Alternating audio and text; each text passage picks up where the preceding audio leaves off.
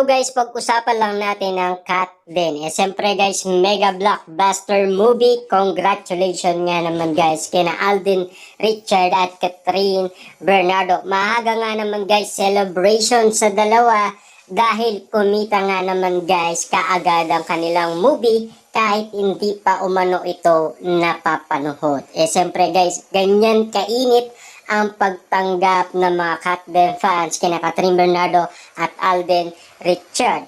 At least kahit na meron tayong pinagdadaanan sa kuna, at least napapaligaya tayo guys ni na Catherine Bernardo at Alden Richard sa mga kaguluhan nangyayari sa ating bansa. Diba?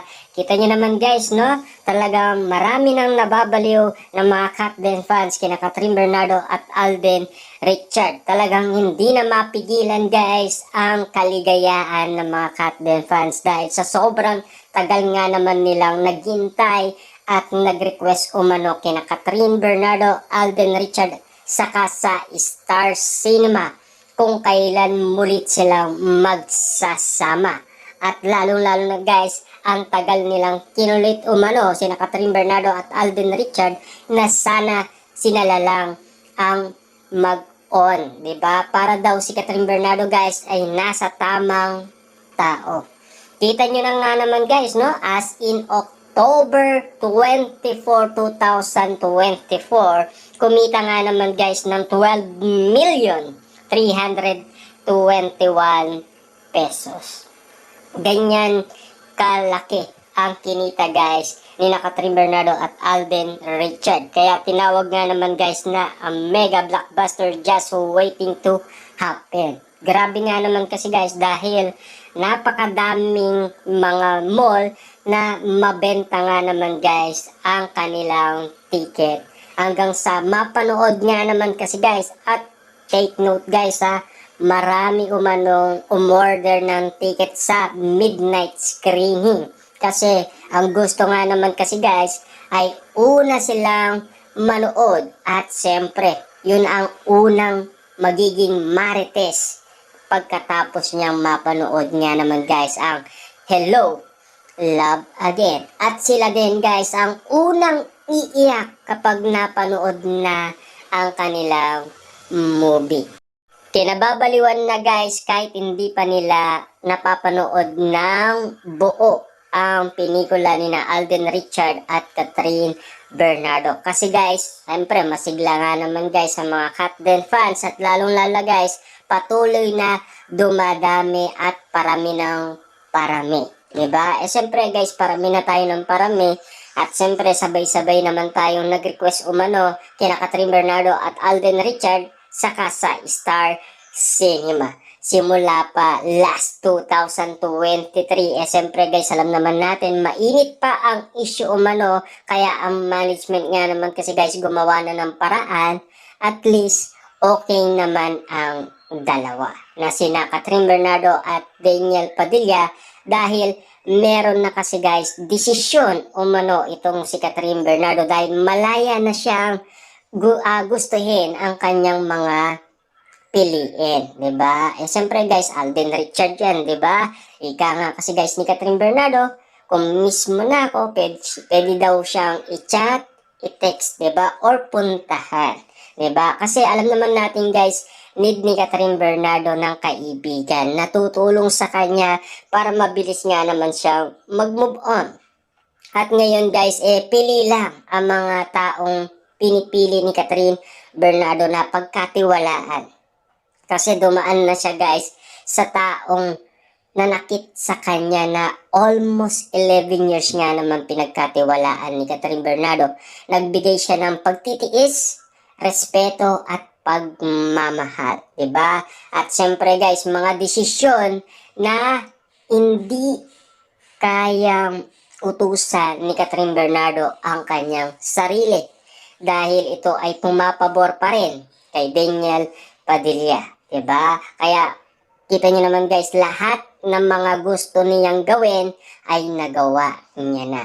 Kasi guys, maraming netizens na nagsasabi kung sila pa ni Daniel Padilla, sigurado hindi niya kayang gawin ni Catherine Bernardo yan. Dahil magagalit daw si Daniel Padilla sa kanya. Diba? Pero, siyempre guys, malaya na. Kaya nagagawa na nga niya, diba? Kaya mahirap nang bumalik pa si Daniel Padilla kay Catherine Bernardo. Kaya si Daniel Padilla guys ay sumuko na. Diba? Kasi wala nang natitira pang pag-asa. Siyempre guys, no, sumuko na siya sa kakakulit umano sa mga malalapit na kaibigan ni Catherine Bernardo na laging issue umano at laging pinag-uusapan at laging pinagpepestaan ang mga ginagawa ni Daniel Padilla na panunuyo umano kay Catherine Bernardo para magkabalikan daw sila at makausap itong si Catherine Bernardo. Kaso nga lang kasi guys, uli na ang lahat. Diba? Late na bago ginawa ni Daniel Padilla kay Catherine Bernardo yan. Bakit noon? Hindi niya ginawa. Hinayaan niya muna guys na mabuking sila ni Ogie Diaz at kinonfirm nga naman guys na iwalay na sila at kumalat nga naman ito guys sa buong social media platform at pinag-usapan, pinagpiestaan at pinagkaguluhan at pilit nagtitrending nga naman guys ang iwalayan nila noon. At least guys, no?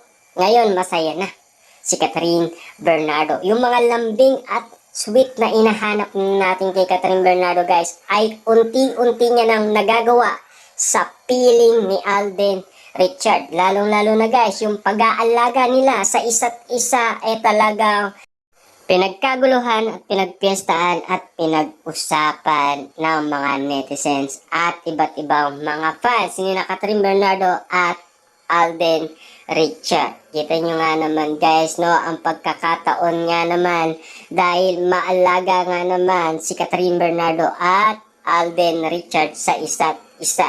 Lalong-lalo na guys, no? Meron kasing nakakita sa kanila guys na meron silang pinuntaan na isang place sa Calgary, Alberta, Canada na animo guys ay nagandaan sila sa kanilang tinatanaw at spotted nga naman sila dahil meron nga naman kasi guys nakakita sa kanila na uling-uli sila sa akto at binidyoan nga naman sila at siyempre huli cam nga naman sila sa mga netizens na nagtatrabaho umano sa Canada at walang kawala. Sina Alden Richard at Catherine Bernardo. Siguro guys, namamasyal sila at siyempre, sinulit nila ang pagkakataon na nagkaroon sila ng oras at araw sa isa't isa. Sayang nga naman kasi guys dahil pag uwi nga naman nila ng Pilipinas, sobrang busy na nila. At least doon sa Canada, meron silang 1 month bonding moment na kaya nilang ibigay ang oras nila sa isa't isa. At siyempre, ang resulta nga naman pagka-uwi nila guys, sobrang sweet na nila at sobrang lambing na nila. At ito ay pinapakita sa maraming tao at lalong-lalo na guys, pati ibang lahi nakikisabay na rin guys sa kaguluhan Catherine Bernardo at Alden Richard dahil ito ay kumakalat nga naman kasi guys sa social media na pilit pinag-uusapan at pinagpipestaan at pinagkakaguluhan ng maraming tao. Ang mga nangyari yan guys ay talagang tatatak sa ating lahat dahil ito ay mga pinapakita ni Catherine Bernardo at Alden Richard. Lalong-lalo na guys ang mga ibang reaction ng mga tao base sa mga kinikilos nila at base sa mga sinasabi ng marami. Ika nga nila guys, ang cut din daw ay iba na ang galawan. Lalong-lalo na guys sa mga taong pinag-usapan sila sa Canada na animo guys, bakit ira si Alden Richard at sinasabi pa nila na the greatest wall of Catherine Bernardo at ang pagiging bodyguard niya at pagiging alalay niya ay pinag-usapan nga naman at pinagkaguluhan ng maraming tao at pilit pinagpipestaan ng maraming netizens na nasa Canada at siyempre nakita yan guys sa buong Pilipinas ang mga pangyayari.